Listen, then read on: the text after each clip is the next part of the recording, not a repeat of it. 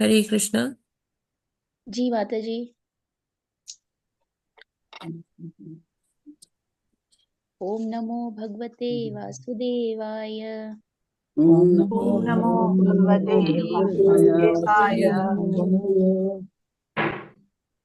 ओम नमो भगवते वासुदेवाय।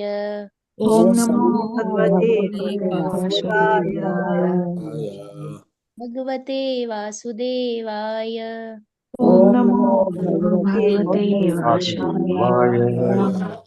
नारायणं नमस्कृत्य नारायणं नारायणं नमस्कृत्य नमस्कृत्य नमस्कृत्यं तमं नरो चैव नरोत्तमम् नरं चैव नरोत्तमम् देवीं सरस्वतीं व्यासं देवीं देवीं सरस्वतीं सरस्वती व्यासं व्यासं जयमुदीरयेत्। ततो ततो तो जयमुदीरये। नष्टप्रायेषु केषु नष्टप्रायेषु नष्टप्रायेषु भद्रेषु भद्रेषु भागवत सेवया नित्यं नित्यं भागवत भागवतसेवया सेवया भगवत्युत्तमश्लोके भगवते भगवत्युत्तम उत्तमश्लोके श्लोके भक्तिर्भवति नैष्टिकी। भक्ति भवति भवति भक्तिर्भवति नैष्ठिकी। नैष्ठिकी। कृष्णाय वासुदेवाय कृष्णाय वासुदेवाय वासुदेवाय नन्दनाय च देवकी देवकी नन्दनाय नन्दनाय च गोपकुमाराय नन्दगोपकुमाराय नन्दगोपकुमाराय नन्दाय नमो नमः। गोविन्दाय गोविन्दाय नमो नमो नमः। नमः। तं करोति वाचालं मूकं मूकं करोति करोति वाचालं वाचालं गुं लङ्घयते गिरिं। पङ्गुं पङ्गुं लङ्घयते लङ्घयते गिरिं। गिरिम्। कृपातमहं वन्दे यत्कृपातमहं वन्दे आनन्दमाधवम्। परमानन्दमाधवम्। माता जी मंगलाचरण करें। जी जी। यस माता जी। ॐ अज्ञानतिमिरान्धस्य ज्ञानाञ्जनशलाकया चक्षुरुन्मीलितं येन तस्मै श्रीगुरुवे नमः। श्रीचैतन्यमनोभीष्टं स्थापितं येन भूतले स्वयं रूप कदा मह्यं ददाति स्वपदान्तिकं। वन्देऽहं श्रीगुरो श्रीयुतपदकमलं श्रीगुरून् वैष्णवांश्च श्रीरूपं साग्रजातं सहगण रघुनाथान्वितं तं सजीवं साद्वैतं सावधूतं परिजनसहितं कृष्णचैतन्यदेवं श्रीराधाकृष्णपादान् सहगण ललिता श्रीर्विशाखान्वितांश्च। हे कृष्ण करुणा सिन्धो दीनबन्धो जगत्पते गोपेश गोपिकान्त राधाकान्त नमोऽस्तु ते। तप्त काञ्चन गौराङ्गी राधे वृन्दावनेश्वरी वृषभानुसुते देवी प्रणमामि हरिप्रिये। वाञ्छाकल्पतरुभ्यश्च कृपा सिन्धुभ्य एव च पतितानां पावनेभ्यो वैष्णवेभ्यो नमो नमः। नमः ॐ विष्णुपादाय कृष्णप्रेष्ठाय भूतले श्रीमते भक्तिवेदान्त स्वामिनिति नामिने। नमस्ते सरस्वते देवे गौरवाणी प्रचारिणे निर्विशेषशून्यवादी पाश्चात्यदेशतारिणे। जय श्री कृष्ण चैतन्य प्रभु नित्यानंद श्री अद्वैत गदाधर श्रीवासादि गौर भक्तवृंद। हरे कृष्ण कृष्ण कृष्ण हरे हरे हरे राम राम राम हरे हरे। हरे Krishna. Thank you, Mataji. Thank you so much for leading the japa session and performing the prayers. Hare Krishna, Prabhuji. हरे कृष्णा माता जी। हरे कृष्णा। Yes. हरे Prabhuji. कृष्ण प्रभु जी हरे दंडवत कृष्ण प्रभु प्रणाम। जी, दंडवत हरे प्रणाम। हरे कृष्ण माता जी दंडवत प्रणाम। हरे कृष्णा माता जी। हरे कृष्णा प्रभु जी दंडवत प्रणाम। हरे कृष्ण सादर प्रणाम। हरे कृष्णा प्रभु जी दंडवत प्रणाम। आप सभी को दंडवत प्रणाम। दंड प्रणाम। तो आज का कोट हम लोग लेते हैं। आज का कोट है 19, आज तारीख है 19 जनवरी। और 19 जनवरी को श्रील प्रभुपाद जी ने कहा 4 प्रकार के लोग होते हैं, आलसी, बुद्धिमान, व्यस्त। बुद्धिमान, आलसी मूर्ख और व्यस्त मूर्ख। आलसी बुद्धिमान सर्वश्रेष्ठ है और व्यस्त मूर्ख खतरनाक। हवाई 19 जनवरी 1974। तो हमें समझना होगा कि प्रभुपाद जी का ये कथन जो है ये बहुत ही सार्थक है। वास्तविकता में भगवान का जो भक्त होता है वो चतुर होता है। कृष्ण भक्त ऐसे चतुर। तो कृष्ण भक्त, भगवान का भक्त इस तरह से इस प्रकार से चतुर होता है कि वो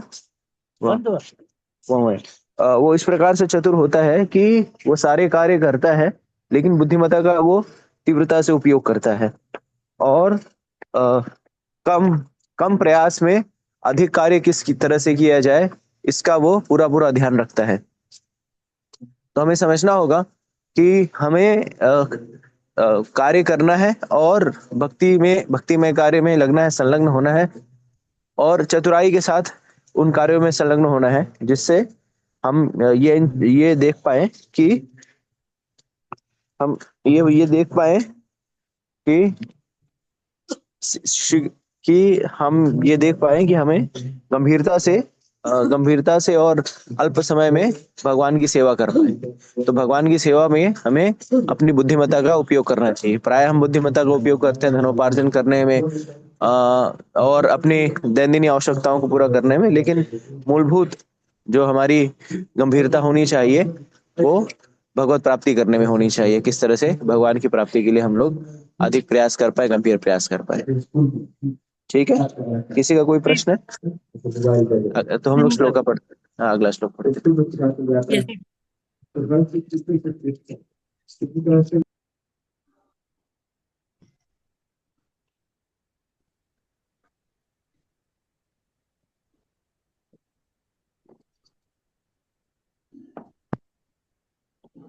माताजी 53वां श्लोक है, आज अंतिम श्लोक है। Yes, Mataji.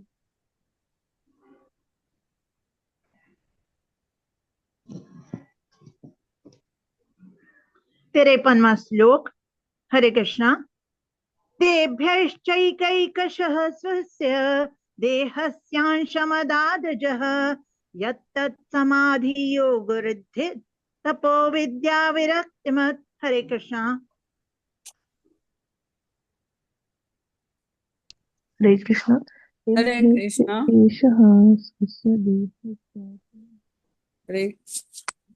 सामधियोगर्दितो विद्याविरक्तितम्। हरे कृष्णा। सभी को दंडवत प्रणाम। श्याम समुदादज यत यत त समाधि योगर धीत पो विधा विरक्ति मत। हरे कृष्ण। हरे कृष्ण।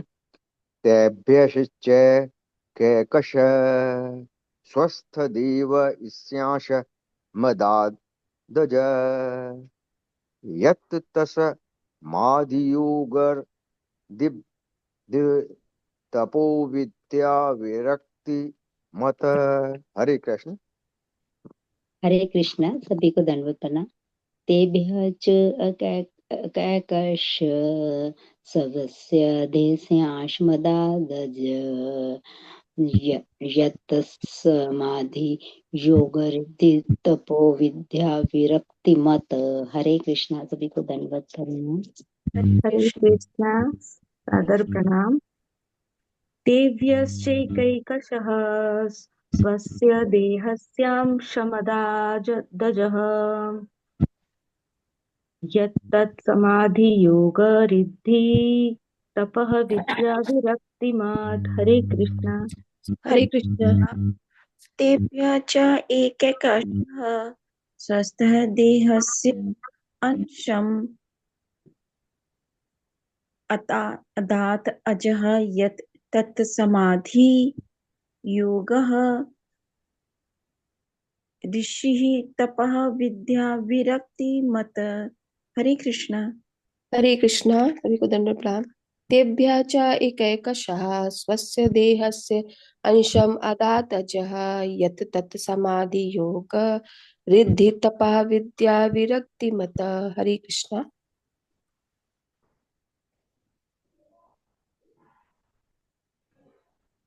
हरे हरे कृष्णा कृष्णा। हरे कृष्णा।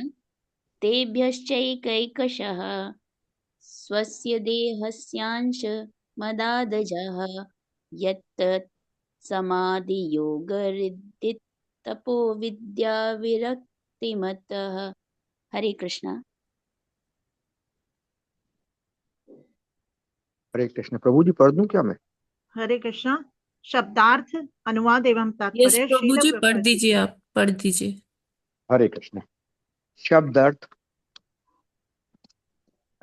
हिंदी अनुवाद तथा तात्पर्य शील प्रभुपाद जी द्वारा। शील प्रभुपाद जी की जय। जगत गुरु श्री प्रभुपाद जी की जय हो। शब्द अर्थ, तेभ्य उनको, च तथा, एक प्रत्येक को, स्वस्थ अपने, देहस्थ देह का, अंशम अंश भाग, अदात प्रदान किया, अजय अजन्मा ब्रह्मा, यत जो, तत् वह, समाधि गहन ध्यान, योग मन की एकाग्रता, रिद्धि नैसर्गिक शक्ति, तप तपस्या, विद्या ज्ञान, विरक्ति वैराग्य, मत युक्त। अनुवाद, ब्रह्मांड के अजन्मा सृष्टा ब्रह्मा ने इन पुत्रों में से प्रत्येक को अपने शरीर का एक एक अंश प्रदान किया, जो गहन चिंतन, मानसिक एकाग्रता, अलौकिक शक्ति, तपस्या, पूजा तथा वैराग्य के लक्षणों से युक्त था। हरे कृष्ण। माता जी प्रभु जी आगे पढ़ें क्या? तात्पर्य। पढ़िए प्रभु जी, पढ़िए। हाँ, तात्पर्य। इस श्लोक में विरक्ति मत शब्द का अर्थ है वैराग्य गुण से युक्त। भौतिकवादी व्यक्तियों को आत्मबोध नहीं हो सकता। जो इंद्रिय तृप्ति में लिप्त रहते हैं उनके लिए आत्म साक्षात्कार प्राप्त कर पाना असंभव है। श्रीमद् भगवद गीता में कहा गया है कि जो मनुष्य भौतिक संपत्ति तथा भौतिक सुख भोग के अन्वेषण में अत्यधिक आसक्त रहते हैं, वे योग समाधि अर्थात कृष्ण भावनामृत में तल्लीनता नहीं प्राप्त कर सकते। जो यह विज्ञापित किया जाता है कि मनुष्य इस जीवन में भौतिक सुख उठाते हुए आध्यात्मिक प्रगति कर सकता है, वह मात्र आडंबर है। वैराग्य के 4 तत्व हैं। 1, अवैध विषयी जीवन से बचना। 2, मांसाहार से बचना। 3, मादक द्रव्यों के सेवन से बचना तथा 4, घृत कीड़ा से बचना। ये चारों सिद्धांत तपस्या कहलाते हैं।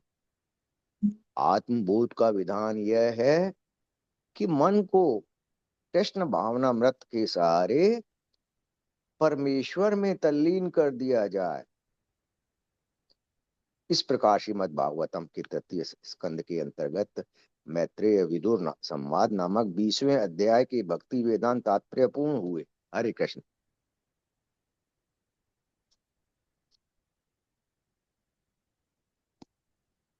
हरे कृष्ण माता जी प्रभु जी।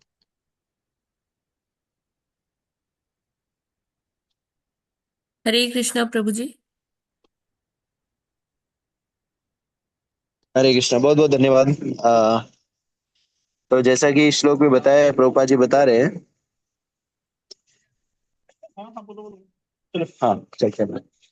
तो हमें समझना होगा कि मूलभूत रूप से भगवान ब्रह्मा जी ने जब सृष्टि की, तो सृष्टि के समय हरे कृष्ण मंदिर, हरे कृष्ण हरे कृष्ण हरे कृष्ण क्लास करा रहा था उधर। हाँ हाँ, हरे कृष्ण। तो ब्रह्मा जी ने क्या, जब ब्रह्मा जी ने सृष्टि की तो सारी जितने भी गुण हैं, जैसे हमें समझना होगा कि इस जगत में जितने भी गुण हैं वो सब गुण जो है वो भगवान से ही है। और जीवात्मा और परमात्मा, हरे कृष्ण, जीवात्मा और परमात्मा जो है वो एक दूसरे के शाश्वत संगी होने के साथ साथ गुणात्मक रूप से एक ही है। लेकिन अब ये हम पे निर्भर करता है कि हम उन गुणों का कैसे उपयोग करते हैं। तो एक एक साधु और एक असाधु में, सुर और असुर में ही अंतर होता है कि जो सुर होता है, हरे कृष्ण, जो सुर होता है वो अपने सारे सद्गुण, सुर जो होता है वो अपने सारे आ, जो भी गुण है उसको भगवान की सेवा में लगाता है। और एक आश्रित वृत्ति का व्यक्ति जो होता है वो अपने सद्गुणों को भगवान के द्वारा प्रदत्त ज्ञान को, बुद्धि को, उसको विपरीत दिशा में लगाता है। तो हमारे सारे धन, वैभव, ऐश्वर्य, बुद्धि का सार्थकता तब है जब वो भगवान की सेवा में लगे। तो जैसे कि भगवान की सेवा में बाधक जो चीजें होती हैं वो 3-4 चीजें होती है, जैसे प्रभुपाद जी इसमें लिखे हुए हैं कि जो 4 नियम है मूलभूत रूप से। तो ये जो 4 नियम है धर्म के 4 स्तंभ है, और प्रभुपाद जी और हमारे आचार्य ने जब तक हम इन धर्म के 4 स्तंभों को पुष्ट नहीं करेंगे तब तक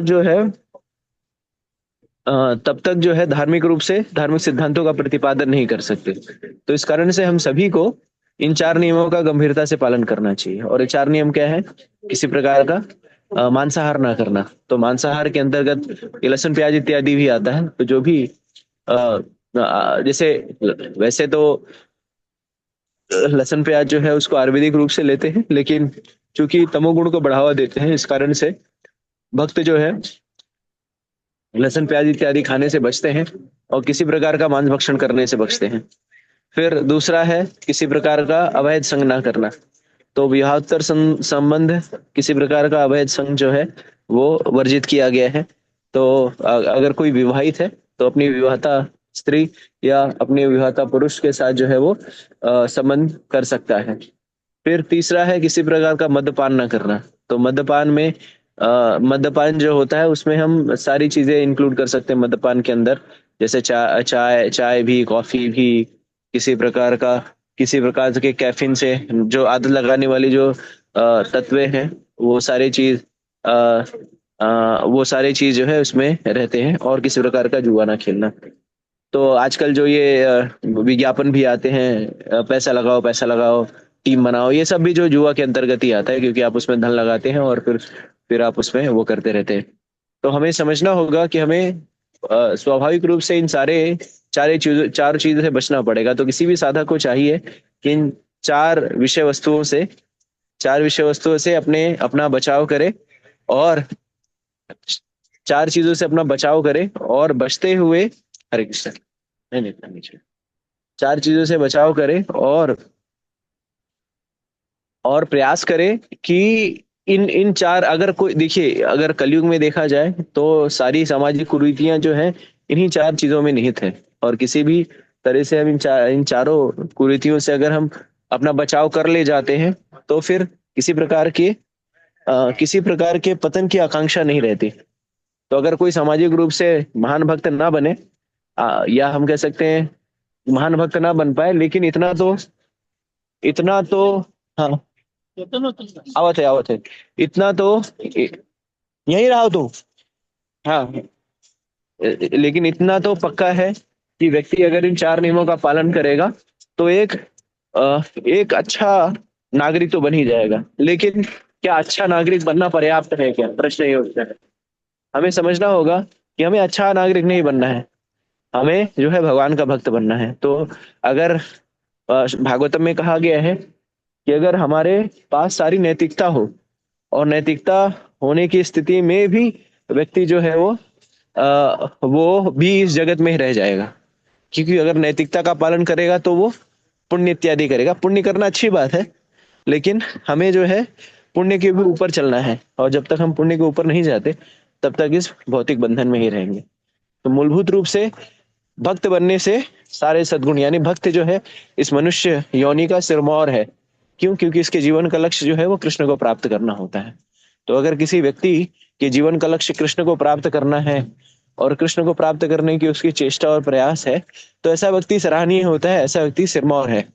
लेकिन इसके उलट अगर कोई सामाजिक दायित्व का निर्वहन करता है और सिर्फ जो है भौतिक कर्म, या हम कह सकते हैं पुण्यात्मक स्तर पर है, तो वो उतना पूजनीय नहीं है, क्योंकि वो भी भवबंधन में रहेगा। और उसके लिए भक्तों के लिए भी भगवान का विशेष प्रेम है। और भगवान कहते भी है हाँ वेरावल, वेरावल में, वेरावल, वेरावल स्टेशन।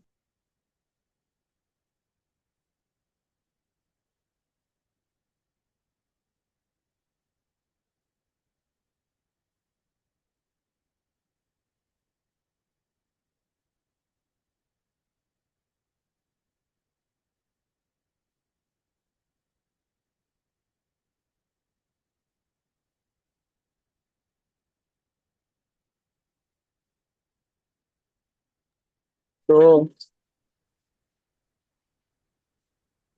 हमें समझना होगा कि जैसा कि भगवान भगवत गीता में भी कहते हैं, अभी चेतु सुदुराचारो भजते मां मनन्य भाग साधु रेव समन्तव्य समग्र होता है।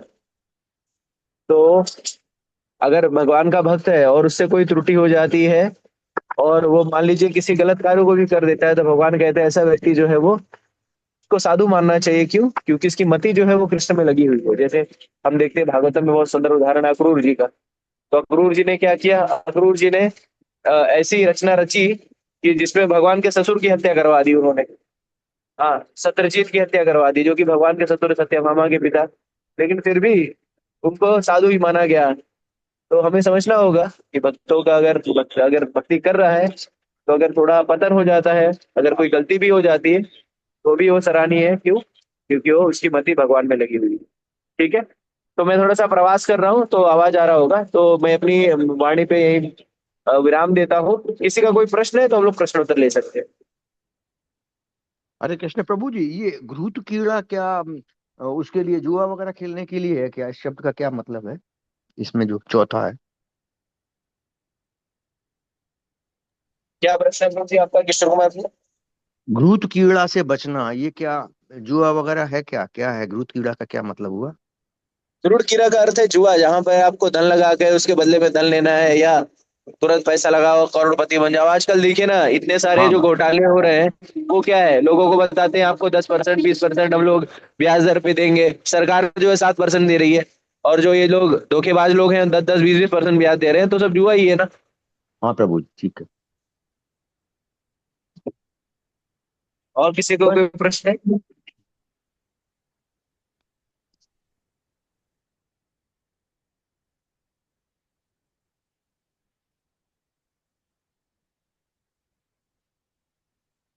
हरे हरे कृष्णा। कृष्ण प्रभु जी, जी जो प्रभु। इंद्रिय भोग के लिए लिप्त रहते हैं उनके लिए आत्म साक्षात्कार प्राप्त करना असंभव है।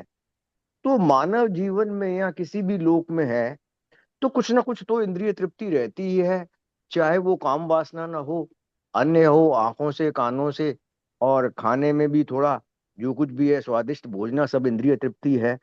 तो इसमें लिखा है जो नहीं लोग इंद्रिय नहीं तृप्ति नहीं में नहीं नहीं लिप्त नहीं, रहते हैं। एक मिनट, मैं थोड़ा सा आपको यहाँ पे थोड़ा सा सही कर देता हूँ।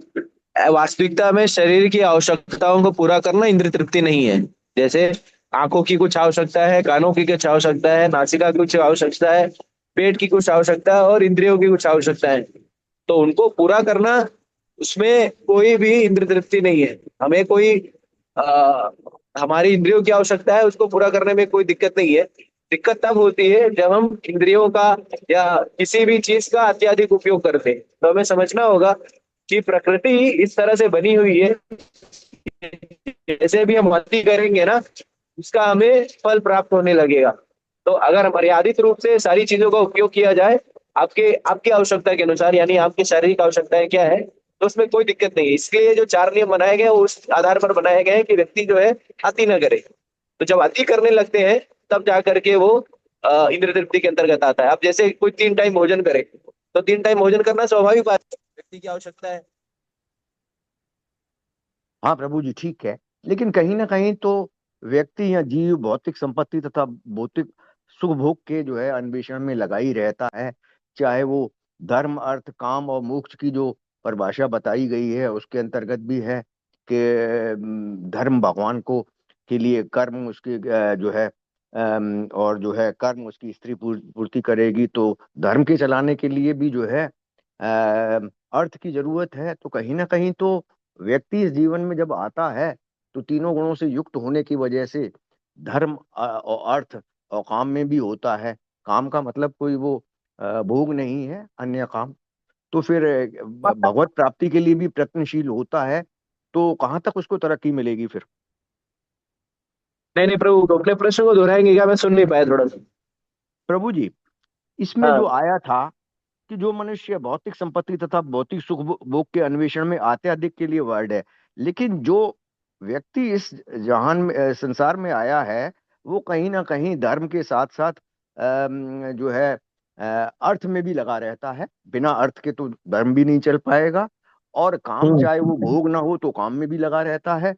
तो फिर ऐसे लोग जैसे भक्ति में इन्वॉल्व होते हैं, हरे कृष्ण मंत्र का जाप करते हैं और हाँ। शास्त्रों का अध्ययन करते हैं, तो कहाँ तक उनको मिल पाएगी फिर जो है नहीं नहीं, अन्वेषण प्रगति। का जहां पर प्रभुपाद जी का सीधा सीधा तात्पर्य ये है कि जिसके जीवन का उद्देश्य ही इंद्रिय भोग हो गया है, जिसके जीवन का उद्देश्य ही धनोपार्जन हो गया है, ऐसे लोगों के लिए आध्यात्मिक उन्नति संभव नहीं है। लेकिन जो व्यक्ति कृष्ण भक्ति का, कृष्ण को केंद्र में रख करके कार्य करता है, कृष्ण को केंद्र में रख करके भक्ति का अनुशीलन करता है, ऐसे लोगों के लिए भगवत प्राप्ति सरल है। हाँ प्रभु जी, लेकिन इसलिए साथ साथ भगवान जो है वो वैराग्य विद्या सिखाते हैं, लेकिन वैराग्य का सीधा सीधा अर्थ है कृष्ण को केंद्र में रख करके कार्य करना। इस कारण से भगवान ने अर्जुन को क्या कहा? ये स्थाने स्थिता, स्थान जिस स्थान पे है वहां पे रही और मां मनुस्मर युद्ध है। तो अर्जुन को भगवत गीता सिखाने के उपरांत भगवान ने जंगल भेजने की शिक्षा नहीं दी, उसे युद्ध में हाँ प्रभु। लगाया। तो हमें समझना होगा कि अगर कोई भी कार्य कृष्ण को केंद्र में रख करके कृष्ण उन्मुख हो कार्य, वो कार्य आध्यात्मिकता कृष्ण भक्ति कहलाता है। ठीक है।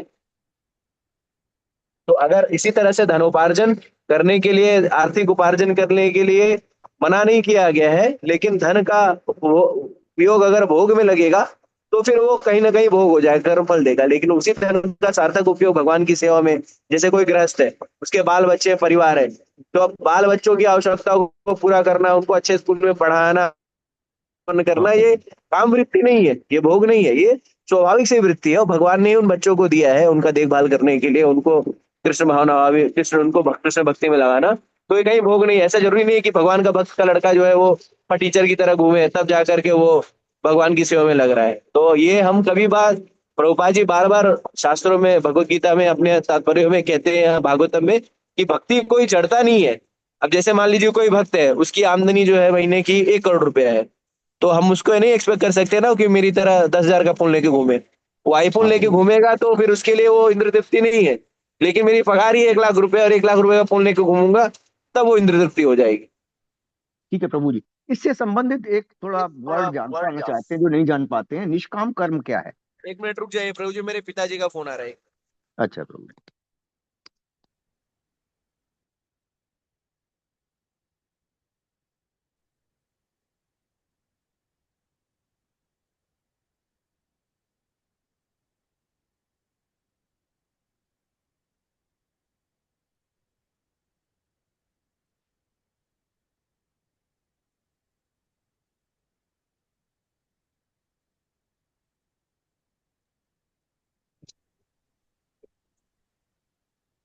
हाँ, हरे कृष्ण, पूछिए प्रभु। मुझे एक इससे संबंधित छोटा सा जो है वो नहीं समझ में आता है, कर्म से ही हाँ, संबंधित है। कर्मयोग के अंतर्गत वास्तव में ये निष्काम कर्म क्या है, पूरा इसका क्या मतलब है? भक्ति भी इसके वास्तव साथ में में? निष्काम कर्म का सरल अर्थ है सारे कार्य कृष्ण को समर्पित करके करना, ये निष्काम कर्म है। जब आप अपने आप को स्वामी नहीं मानते, आप अपने आप को दास मानते हैं और सभी चीज का भोक्ता और स्वामी कृष्ण को मानते हैं। अब ये स्थिति कैसे प्राप्त हो? बहुत सरल है। घर है, घर कृष्ण का है, हम उसके क्या है? सर्वाहाकार है या संरक्षक है बस। जैसे ट्रस्टी होता है ट्रस्ट में, वैसे हम ट्रस्टी है, मालिक नहीं है। इसको समझना है निष्काम कर्म योग। ठीक है प्रभु जी, अब आ गया समझ में। काम तो करना है लेकिन कृष्ण का ध्यान रखना है साथ में, चाहे वो बिल्कुल बाहर का काम हो चाहे घरेलू काम हो, और उसमें कोई बिल्कुल अपनी वो नहीं रखनी है। हरे कृष्ण प्रभु जी, और बिल्कुल समझने बिल्कुल की कोशिश करेंगे इसको, ये थोड़ा सा बिल्कुल कठिन सा लगता है। बिल्कुल। हरे कृष्ण प्रभु जी। जय माता जी। हाँ प्रभु जी, दंडवत प्रणाम। प्रभु जी, जैसे किसी को नर्व्स की प्रॉब्लम हो, बोन्स की प्रॉब्लम हो, तो डॉक्टर कहते हैं अभी गार्लिक जो है आप खाओ, तो फिर उस टाइम क्या किया जाए फिर? औषधि के रूप में अगर डॉक्टर कह रहा है कि तो खा लो, मांस खाने बोलेगा तो मत खाना, लेकिन औषधि के नहीं रूप नहीं में नहीं, अगर खाने बोल रहा है तो खा ले। हाँ, मांस तो घर में केक भी नहीं घुसता ठीक है। है, तो उसको औषधि के रूप में ग्रहण कर सकते हैं। औषधि के रूप में जहर भी ग्रहण करते हैं मालूम है, और शराब भी ग्रहण करते हैं। जो हम लोग ये सिरप पीते हैं उसमें अल्कोहल ही होता है। ठीक है। अच्छा, तो औषधि के रूप ठीक में है अगर प्रभु डॉक्टर कह रहा है, लेकिन ऐसा नहीं कि वो उसको फिर मार एकदम डबल तड़का दे दे के खाओ। जितना नहीं औषधि के लिए आवश्यक है उतना ही नहीं खाओ। नहीं, वो तो हाँ ठीक है प्रभु जी, ठीक है। अरे प्रभु हरे कृष्ण। कृष्ण प्रभु जी बचपन से ही सुनते हैं कि इसमें टूथपेस्ट में और जो है चीनी जो है साफ बून एश से होती है। तो इसका निराकरण अल्टीमेटली कैसे है? जैसे अब भक्ति में इन्वॉल्व हैं तो चाहते हैं कि ठीक है भाई, सारा शाकाहारी खाया जाए, शाकाहारी से ही संबंध रखा जाए, चार नियमों का पालन किया जाए। तो अल्टीमेटली प्रैक्टिकल लाइफ में तो ये बहुत सारी चीजें होती हैं जिसके अंदर कैसी नहीं नहीं, चीजें इसको आती हमें हैं। सावधान रहना चाहिए। जैसे कि टूथपेस्ट में पहले फ्लोराइड होता था जो कि मांस हड्डियों से बनता था, तो उसके विकल्प भी उपलब्ध है। अगर विकल्प विकल्प ना उपलब्ध है तो प्रभुपाद जी कहते हैं अगर मान लीजिए ऐसे स्थान पर है जहाँ पर जीवन जीने के लिए कुछ बचा ही नहीं है तो कुछ भी कर सकते हैं, लेकिन विकल्प उपलब्ध है तो विकल्प का उपयोग करिए। ठीक है प्रभु जी, लेकिन चीनी तो बहुत ही कॉमन है, जहां जाएंगे वो सब में डली नहीं रहती है, नहीं, उसका चीनी कैसे? चीनी में ऐसा नहीं है। चीनी में जो जो ऐसा नहीं, मांस लगाते हैं इतना नहीं है, सल्फर यूज करते हैं जो कि केमिकल होता है। मांस तो नहीं लगाते, आज तक तो नहीं सुना हम लोग। तो उत्तर भारत से कहते आते हैं थे जहाँ पर बहुत सारी बोन चीनी ऐश मिले हैं। यूज होती है इसमें, पता हाँ, नहीं है। क्या यूज होती है? बोन ऐश यूज होता है इसकी साफ करने के लिए, सुनते थे, ऐसा पता पढ़ा नहीं नहीं इसका है। इसमें कितनी सच्चाई है। ठीक है, अगर यूज हाँ। होता है, मिलाते तो नहीं, साफ करके धो देते होंगे उसका, उसको स्नान स्नान करके गंगा जल डाल देते होंगे। अच्छा प्रभु जी, ठीक है, थोड़ा ध्यान रखना है कि अगर अल्टरनेट है तो उसको यूज करना है। हरे जी कृष्ण। बिल्कुल। हरे किसी भी कृष्ण। चीज का। हाँ। गुड़ खाइए प्रभु जी, गुड़ खाइए। हाँ प्रभु जी, हाँ, गुड़ उसको खाइए अल्टरनेट होगा बिल्कुल। इस तरह से, इन्वॉल्व होने के लिए उसको यूज करना पड़ेगा। हरे कृष्ण। हरे कृष्ण। ठीक है। ठीक है, ठीक। चलेगा तो फिर और कोई प्रश्न नहीं किसी को? चलेगा। ठीक है, फिर मैं ये भी अपनी वाणी को विराम देता हूँ। आप लोग आगे इसको बढ़ा सकते हैं।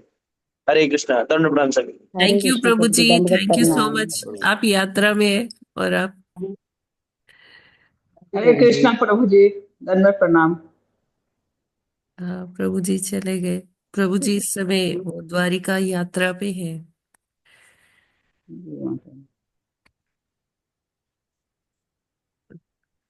हरे कृष्णा माता जी, दंडवत प्रणाम। कृष्ण। तो आगे करना है। जी अभी तो टाइम बहुत है, कर लीजिए आगे। जी माता जी, तो हरे कृष्णा। हरे कृष्णा माता जी, दंडवत प्रणाम। हरे कृष्ण। हरे कृष्णा माता जी, मेरी गाय की तबीयत बहुत खराब है, कुछ प्रार्थना कीजिए माता जी सब लोग। ओ, पता नहीं क्या हो गया उसको। गाय तो बहुत अच्छे से थी, पर बाद में पता नहीं उसको क्या हो गया। अच्छा। अब तो तबीयत के उसका लिए कुछ। कुछ नाम है माता जी? राधे बोलती हूँ। ओके। तो माता जी की एक बहुत सुंदर गाय है जिनका नाम राधे है। तो उनकी उसकी वो स्वस्थ हो जाए, इसलिए हम भगवान से प्रार्थना करते हैं और एक बार हरे कृष्ण महामंत्र का उच्चारण करते हैं कि जल्दी से वो स्वस्थ हो जाए। हरे कृष्ण। हरे कृष्ण कृष्णा हरे हरे कृष्ण कृष्ण कृष्णा कृष्ण कृष्ण हरे कृष्ण हरे हरे हरे हरे, राम हरे हरे राम राम हरे हरे राम राम राम राम राम राम हरे राम राम हरे। हरे हरे। राम हरे राम हरे। राम, हरे हरे। माता जी, ये माता जी माता जी आप आपकी गाय को परेशान नहीं भगवान होइए, जल्दी ठीक हो जाएगी। स्वस्थ हो जाएगी। और उसका जो बछड़ा है वो अच्छा है। दूध तो मैं उसको वैसे पिलाती हूँ निप्पल से, हाँ हाँ हाँ। दूसरी गाय का। अभी वो हम्म। उठ नहीं पा रही है, बेचारी बैठी है। अच्छा अच्छा।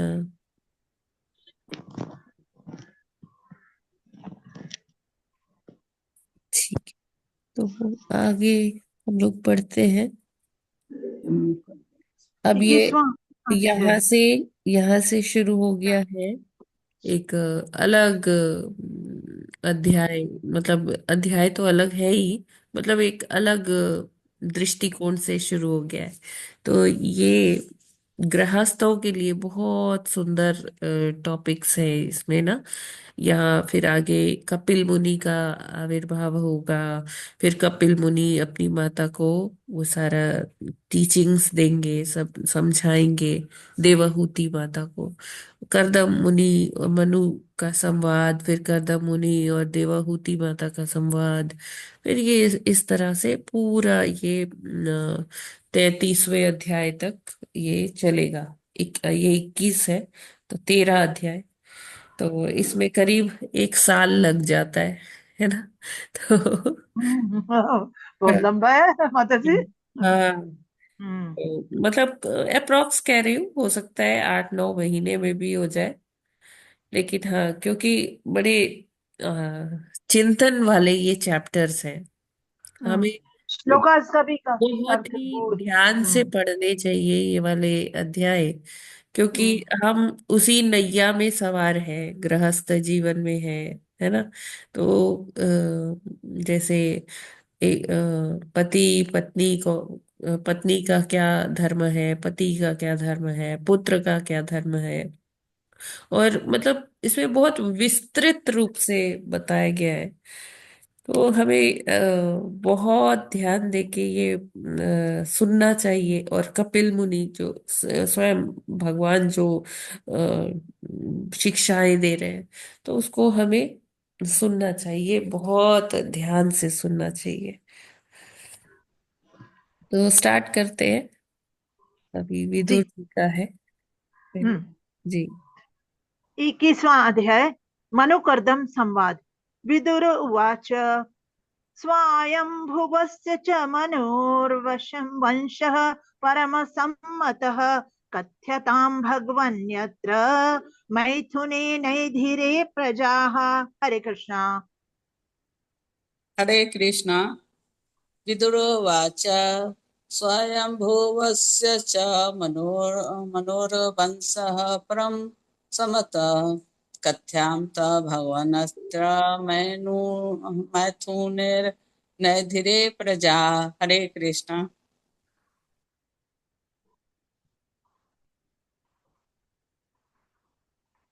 हरे विदुरुवाच कृष्ण। कृष्ण विदुरोवाच स्वयंभुवस्य च मनोवर्षिषा परं सम्मतः कथ्यन्ता भगवन्यत्र मैथुनेनेधिरे प्रजा। हरे कृष्णा। हरे कृष्ण। विदुरुवाच स्वायंभुवस्य च मनोर्वशः परमसम्मतः कथितां भगवन्यत्र मैथुनेनैधिरे प्रजाः। हरे कृष्ण। हरे कृष्ण। विदुर उवाच स्वाम्भुवस्य च मनो वंशपरं सम्मतः कथ्यताम भगवन् यत्र मैथुनेन ईधिरे प्रजा। हरे कृष्ण। हरे कृष्ण। स्वायंभुवस्य च मनोर्वंशः परमसम्मतः कथ्यतां भगवन्यत्र मैथुनेनैधिरे प्रजाः। हरे कृष्णा। हरे हरे कृष्णा। कृष्णा। विदुर्वाच। हरे कृष्णा। विदुर्वाच स्वयंभुवस्य च मनोर्वशा परं सम्मतः कथ्यतां भगवन् यत्र मैथुनेनैधिरे प्रजाः। हरे कृष्णा। सभी हरे भक्तों को कृष्णा। विदुरुवाच स्वयंभुवस्य च मनोर्वश्य वश परम सम्मतः कथ्या कथ्यताम भगवान अंतर मैथुने नैधिरे प्रजा। हरे कृष्णा। सभी को दंडवत प्रणाम। हरे कृष्णा। हरे कृष्णा। जी माता जी बोलिए प्लीज। विदुर उवाच स्वायंभुवस्य च मनोर्वंशः परं सम्मतः कथ्यतां भगवन् यत्र मैथुनेनैधिरे प्रजाः। हरे कृष्णा। माता जी दंडवत प्रणाम। सभी भक्तों को दंडवत प्रणाम। हरे कृष्णा। विदुरवाच स्वयंभुवस्य च मनोवर्ष परं सम्मतः कथ्यतां भगवन् यत्र मैथुनेनैधिरे प्रजा। हरे कृष्णा। हरे कृष्णा। शब्दार्थ अनुवाद एवं तात्पर्य श्रील प्रभुपाद जी द्वारा श्रील प्रभुपाद जी की जय। शब्दार्थ। विदुरः उवाच। विदुर ने कहा स्वयंभुवस्य स्वयंभुव का च तथा मनोह मनु का वंशः वंश परम सर्वाधिक सम्मतः आदरणीय कथ्यताम कृपया कहिए भगवन हे पूज्य ऋषि यत्र जिसमें मैथुनेन संभोग से ये धीरे वृद्धि की प्रजा संतति ने। अनुवाद। विदुर ने कोई कहा। और पढ़ना चाहते हैं? माता जी, प्रभु जी, हरे कृष्णा। हरे कृष्ण। माता जी पढ़ लूं मैं? हरे नहीं, हिंदी कृष्ण। आपने अनुवाद। तो अभी पढ़ा प्रभु जी। हाँ एनीबॉडी माता एल्स? जी ठीक है। माता जी एनीबॉडी मैं एल्स? पढ़ूं? हाँ पढ़िए जी, पढ़िए पढ़िए पढ़िए माता जी, पढ़िए कविता माता माता जी। जी। ये तात्पर्य से। अनुवाद। अनुवाद से। अनुवाद शील प्रभुपाद जी द्वारा। शील प्रभुपाद जी की जय। जय। विदुर ने कहा, स्वयंभू मनु की वंश परंपरा अत्यंत आदरणीय थी। हे पूज्य ऋषि, मेरी आपसे प्रार्थना है कि आप इस वंश का वर्णन करें जिसकी संतति वृद्धि संभोग के द्वारा हुई।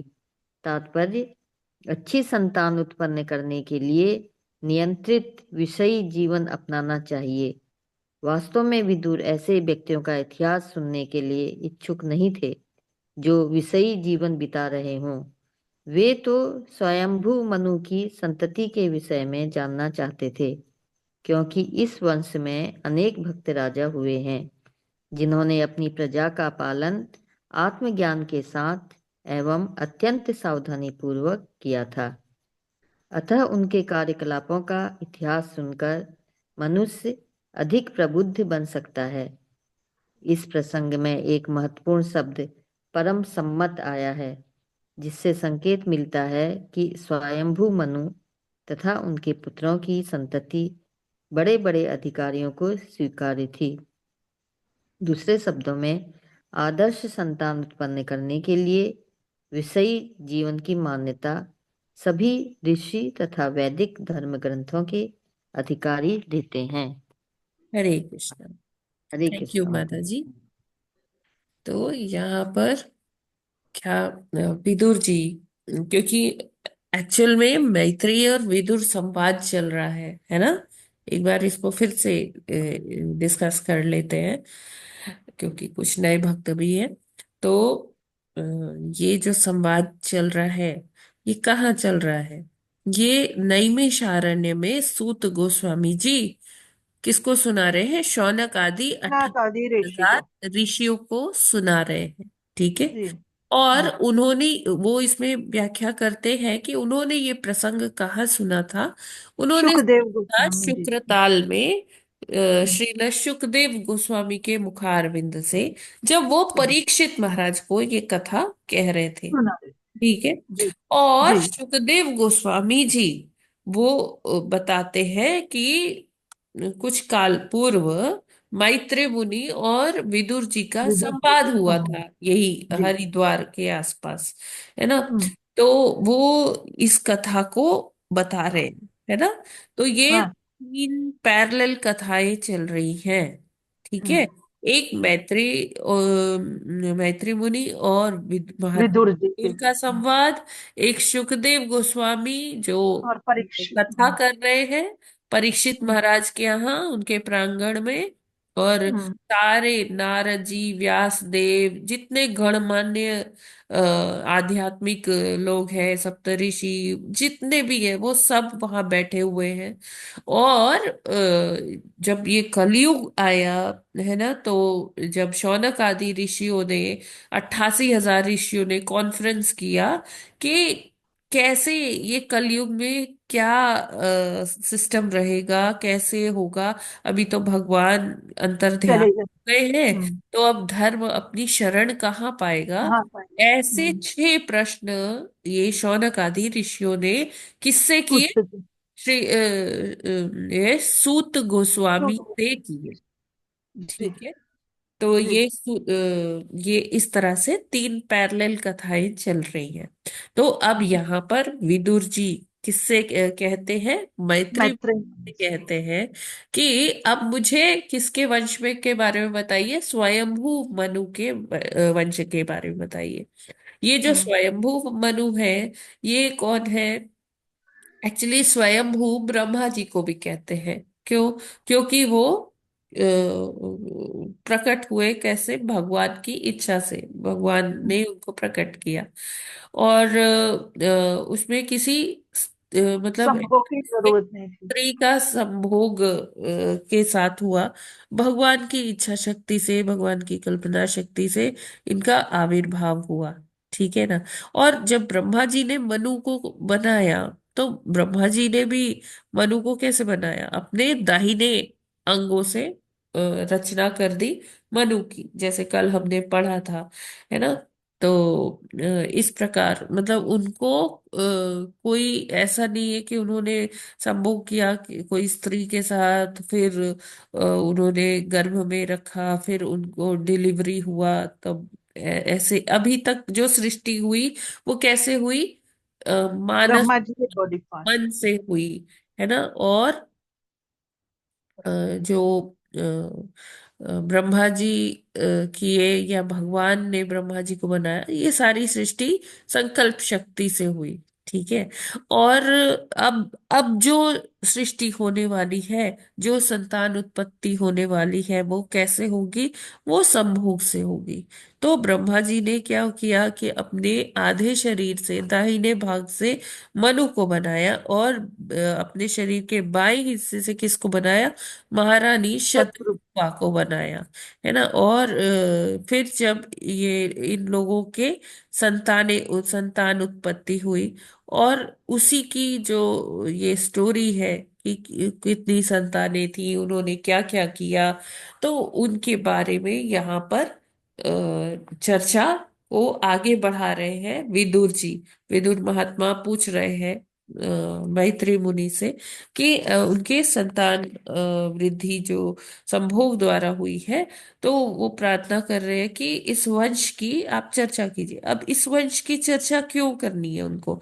इस वंश की चर्चा इसलिए करनी है कि एक से एक उत्तम संतानें थी, इस वंश में पैदा हुई। स्वयंभू मनु और महारानी शतरूप, शत्रुपा। है ना। और ये जो इसमें देखिए, दो पुत्र थे उनके और तीन पुत्रियां थी। दो पुत्र कौन थे? प्रियव्रत महाराज और उत्तानपाद, है ना, ध्रुव महाराज के जो पिता थे, जी। उत्तानपाद। और जो ये तीन पुत्रियां थी, प्रसूति, अकुति और देवहूति। तो ये तीन पुत्रियां थी, पांच संतानें थी, फिर इनसे और संतानें आई। तो ये वंश के बारे में, जो ही इतना उत्तम वंश है, उसके बारे में जानने के इच्छुक थे कौन? महात्मा विदुर। क्यों? ये यहाँ भोगी लोग नहीं है। स्वयं जो स्वयंभू मनु है, उन्होंने क्या किया? जब वो पहले उन्होंने राज किया अपनी प्रजा पर, है ना, ये सारा चीज उन्होंने संस्थापना की, एक अच्छे साम्राज्य की। उसमें प्रजा को कैसे रहना चाहिए, क्या करना चाहिए, उसके लिए उन्होंने सारी नियमावली बनाई, मनुस्मृति बनाई, ठीक है, और अपने अनुभवों से। और फिर एक समय के बाद वो फिर अपना ये राजकाज त्याग कर कहाँ चले गए? वानप्रस्थ जीवन बिताने के लिए। और वहां पर उनकी पत्नी भी आई, शत्रुपा महारानी भी आई। और उसी समय पे क्या, कौन सा अवतार हुआ? मत्स्य अवतार हुआ भगवान का। तो इस तरह से ये स्टोरी आती है, और हम यह आगे पढ़ेंगे। हरे ठीक कृष्ण है, माता जी। इसमें हाँ। इन्होंने जो है बड़ी अच्छी संतानें उत्पन्न की, इसलिए एग्जाम्पल दिया जाता है, दो पुत्र तथा तीन पुत्रियां की। जी तो ये सारी जो है अच्छी वो है, तो इसका स्वयं भाव मनु का बताया गया है। हाँ। लेकिन माता जी, मनु तो अब दूसरे आ चुके हैं ना शायद इनकी बात, तो फिर ये किस समय की, कलयुग से पहले की बात कैसे हुई? मनु आजकल यही है। नहीं, ये अ, नहीं, वैवस्वत। सबसे पहले मनु की बात हो रही है, स्वयंभू मनु। हाँ माता जी, लेकिन कलयुग का आया है ना वर्णन, तो कलयुग इन्हीं मनु के समय में आया है। प्रभु जी, आप भूल गए शायद, एक मनवंतर में 71 चतुर्युगी होती है, और हाँ, उसमें 71 बार कलयुग आएगा। अच्छा माता जी, हाँ ठीक है। याद आया? 71 बार कलयुग आएगा, लेकिन हाँ। इससे पहले वाले जो है तो इसी ऐसा कलयुग का नहीं है कि वर्णन है। कलयुग अभी इसी वाले मनवंतर हाँ में। हाँ हाँ, ठीक है माता हर जी। मनवंतर में सतयुग भी होगा, त्रेता भी होगा, द्वापर भी होगा, कलयुग भी होगा। और वो हर मनवंतर में 71 ऐसे हाँ, 71 है। तो चक्र माता हैं। जी इसी जो है मनवंतर की बात है, कलयुग से पहले की। क्या? ये इसी मनवंतर का सारा जो है इसी मीनिंग का मनवंतर एकदम। का कैसे हो सकता है प्रभु जी? ये 7वां मनवंतर चल रहा है। हाँ माता जी, ये पहले है ना बात इससे। पहले हाँ मनवंतर की हाँ है, स्वयंभू हाँ, पहले मनु। सबसे पहले मनवंतर की है, हाँ। क्योंकि आजकल अभी तो जो मनु जो है करंट में दूसरे। मनवंतर चल रहा है ना, वो हाँ, 7वां मनवंतर चल वो रहा है। 7वां मनवंतर है। 28वीं चतुर्युगी चल रही है, उसका हाँ कलयुग माता है। जी। ठीक है। हाँ तो माता जी, ये करोड़ों वर्ष पहले की हुई बात, फिर इसका मतलब बहुत बहुत। हाँ 12 करोड़, 8 करोड़ या उससे भी पहले की। हाँ। हरे कृष्ण माता जी, बस ठीक है माता जी, क्लियर हो गई।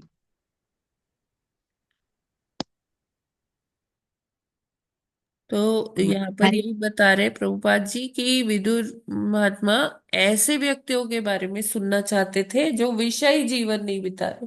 जैसे अभी हमने पिछले श्लोक में पढ़ा कि विषयी जीवन बिताने, जो हम 4 नियम का पालन नहीं करते, वो विषयी जीवन बिताते हैं, है ना। तो यहाँ पर पूरा सब बहुत रेगुलेटेड वे में उन्होंने राज्य भी किया। मनु महाराज ने, है ना। उन्होंने सब कुछ किया, ऐश्वर्य भी देखा, लेकिन उसको त्याग भी दिया और वानप्रस्थ जीवन बिताने के लिए जंगल में आ गए। ठीक है ना। इसमें और कोई प्रश्न है क्या? हरे कृष्ण।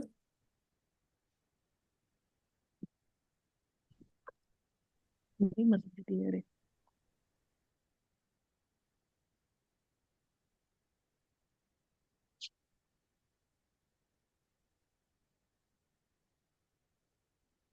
ठीक है, अगला वाला भी पढ़ लेते हैं। यस माता जी, आप पढ़ोगे? जी, दूसरा श्लोक। प्रियव्रतोत्तान पादौ सुतौ स्वायंभुवस्य वै यथा धर्मं जुगपतुः सप्तद्वीपवती महीम। हरे कृष्णा। हरे कृष्ण। प्रियव्रतोत्तानपादो सुतोः स्वयंभुवस्य वो अ, यथा यथा धर्म यथा धर्मजुगुपतुः सप्तद्वीपवती महिम। हरे कृष्ण। हरे कृष्णा। हरे प्रिय कृष्णा। व्रतो हरे कृष्णा माता जी, धन्यवाद प्रणाम। प्रियव्रतो तुतान प्रपादौ सुतौ स्वाम्भुवस्य वै यथा धर्मं जुगुपतु सप्तद्वीपवतीं महीम्। हरे कृष्णा माता जी, हरे हरे धन्यवाद कृष्णा। प्रणाम। हरे प्रिय कृष्णा। व्रतो तान पादो। माता जी ओके माता पढ़ जी लीजिए। माता शुरू जी, से होते जाओ। माता जी टाइम ज्यादा नहीं है ठीक है अभी ठीक है इतना। ठीक है माता शब्दार्थ जी। माता जी पढ़ दें। पढ़ दीजिए, पढ़ दीजिए। शब्दार्थ अनुवाद एवं तात्पर्य शील प्रभुपाद जी द्वारा। शील प्रभुपाद जी की जय। शब्दार्थ। प्रियव्रत महाराज, महाराज प्रियव्रत, उत्तानपादौ तथा महाराज उत्तानपाद, सुतौ दो पुत्र, स्वयंभुवस्य स्वयंभू मनु के, वै निस्संदेह यथा के अनुसार, धर्मम धार्मिक नियम, जुगुपतु शासन किया, सप्तद्वीपवतीम 7 द्वीपों वाली, महीम पृथ्वी संसार पर। अनुवाद। स्वयंभू मनु के 2 पुत्रों प्रियव्रत तथा उत्तानपाद ने धार्मिक नियमानुसार 7 द्वीपों वाले इस संसार पर राज्य किया। तात्पर्य। श्रीमद् भागवत ब्रह्मांड के विभिन्न भागों में शासन करने वाले महान राजाओं का इतिहास भी है। इस श्लोक में स्वयंभू के 2 पुत्रों प्रियव्रत तथा उत्तानपाद के नामों का उल्लेख है। उन्होंने इस पृथ्वी पर राज्य किया जो 7 द्वीपों में विभक्त है। ये 7 द्वीप आज भी हैं, यथा Asia, Europe, Africa, America, Australia तथा उत्तरी और दक्षिणी ध्रुव। यद्यपि श्रीमद् भागवत में समस्त भारतीय राजाओं का तिथिवार इतिहास नहीं है, लेकिन महत्वपूर्ण राजाओं के कार्यों का, जैसे प्रियव्रत तथा उत्तानपाद और अन्यों का यथा भगवान रामचंद्र तथा महाराज युधिष्ठिर का लेखा जोखा मिलता है, क्योंकि ऐसे पवित्र राजाओं के कार्यकलाप सुनने योग्य हैं और मनुष्य उनके इतिहासों को पढ़कर लाभ उठा सकते हैं। हरे कृष्णा, हरि बोल। यस, हरे कृष्णा। तो इसमें मतलब ऐसा ये क्लियर ही बहुत है, प्रभुपाद जी ने बहुत सुस्पष्ट लिखा हुआ है ये सारा, है ना। तो इसमें चर्चा हुई है स्वयंभू मनु के दो पुत्रों की, जो है प्रियव्रत महाराज और पाद महाराज, और इन्होंने किस प्रकार शासन किया, धर्मयुक्त इनका पूरा जीवन रहा है ना। और यहाँ उल्लेख होता है कि सप्त द्वीप, यानी कि 7 द्वीपों वाले इस समस्त संसार पर राज्य किया, यानी कि उस समय भी 7 द्वीप हुआ करते थे, है ना।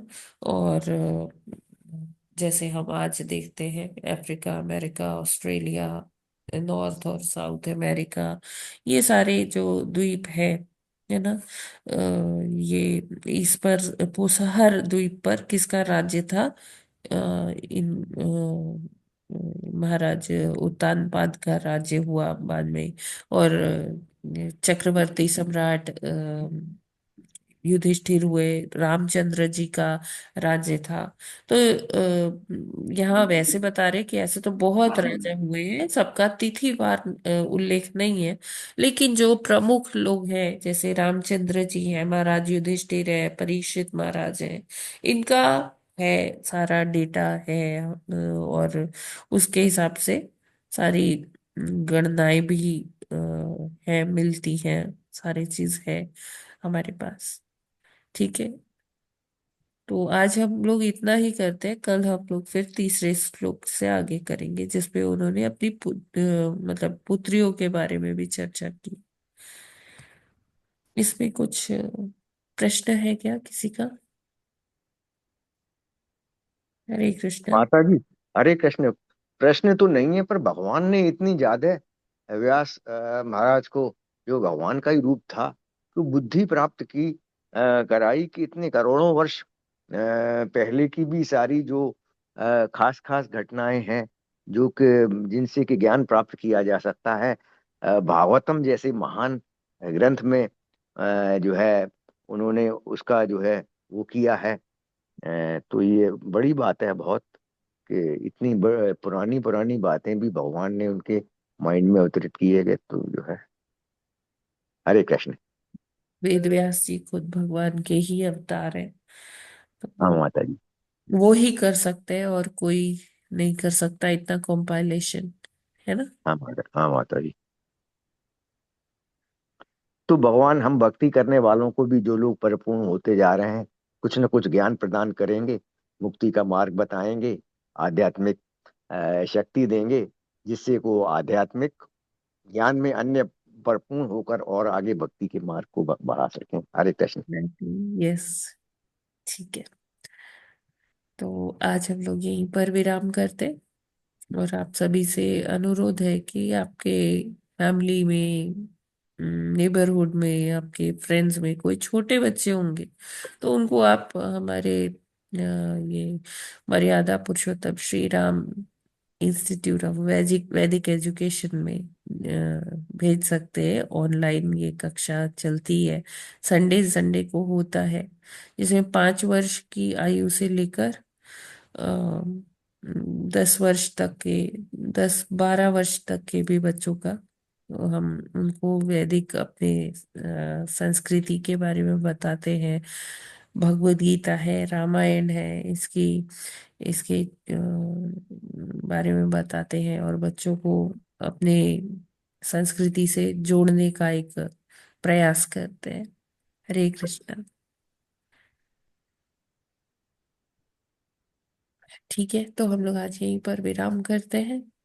ग्रंथराज श्रीमद् भागवतम की जय। जगत गुरु श्रील प्रभुपाद की जय। जय। जय। नामाचार्य हरिदास ठाकुर की जय। अनंत कोटि वैष्णव भक्त वृंद की जय। जय जय वाञ्छाकल्पतरुभ्यश्च कृपा सिन्धुभ्येव च पतितानां पावनेभ्यो वैष्णवेभ्यो वैष्णवेभ्यो नमः। हरे कृष्ण माता जी, दंडवत प्रणाम। हरे हरे कृष्णा कृष्ण। कृष्ण सादर कृष्ण हरे प्रणाम माता जी, सबको हरे सादर प्रणाम। श्री हरे कृष्ण कृष्ण सभी माता को जी, प्रणाम। हरे कृष्ण माता जी, सब दंडवत देवों की प्रणाम। सुंदर। हरे कृष्ण। सभी माता जी, सभी प्रभु जी को दंडवत प्रणाम। हरे कृष्ण कृष्णा माता। माता जी, दंडोत प्रणाम सभी को हरे धन्यवाद। कृष्ण, सभी को प्रणाम।